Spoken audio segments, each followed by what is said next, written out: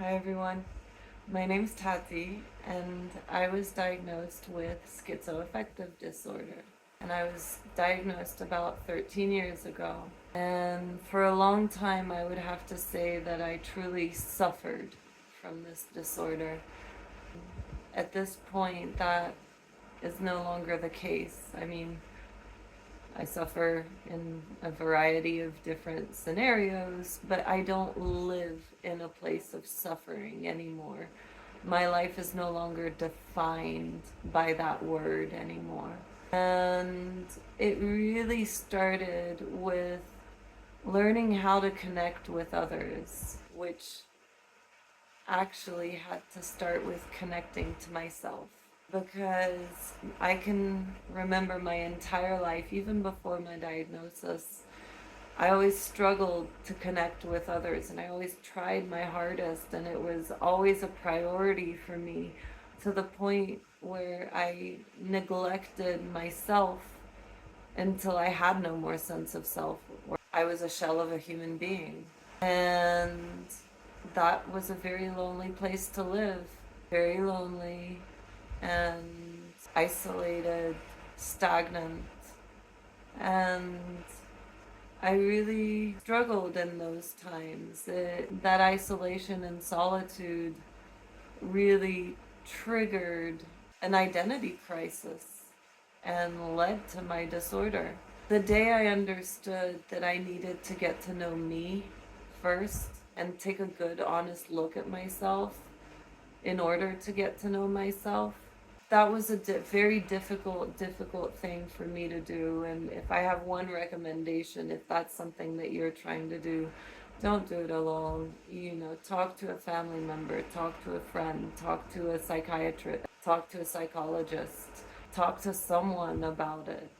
Don't spiral in your own thoughts, because that's what I did. And I pushed that to such an extreme that I ended up disconnecting from reality. And so if you've been diagnosed with schizoaffective disorder, my one recommendation is to value connection. The real importance of connection. Connection to reality, connection to yourself, connection to others, connection to nature, connection to animals. Just spend your life connecting as much as you can.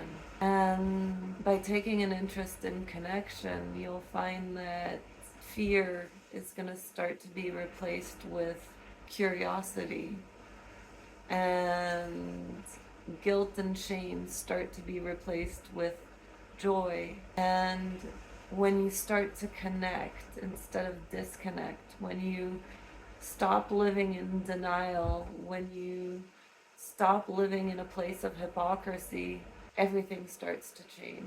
And while I might always carry the label of my diagnosis, I'm not defined by it anymore.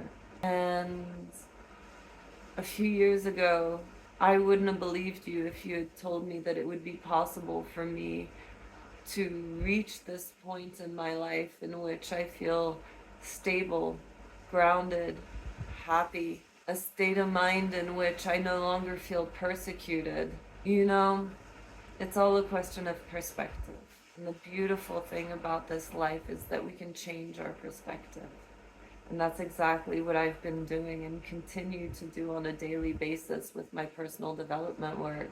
And oh my goodness, I couldn't be more grateful that I persevered past the initial diagnosis, because that diagnosis at the time really felt like a death sentence. The message was, I'm crazy. But 13 years down the line, 13 years after my diagnosis, and I feel human again. I feel capable of connecting with people, with myself. I've been able to build a solid support system throughout the years.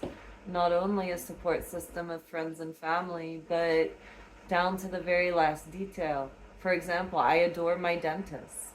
I think she's great. And I adore my hairdresser, my therapist, my life coach. It's important to surround yourself with people who support you and whose intentions are to be there and support you as best they can in your journey of healing yourself. And you might always carry the label of schizoaffective disorder, but it doesn't mean you have to be defined by it. You can live your life, you can enjoy your life, you can live a life that you're proud of, happy to live, and it doesn't mean that there are no bad moments, no tough challenges, but instead of seeing them as obstacles, you see them as opportunities for growth. You see them as opportunities to learn something.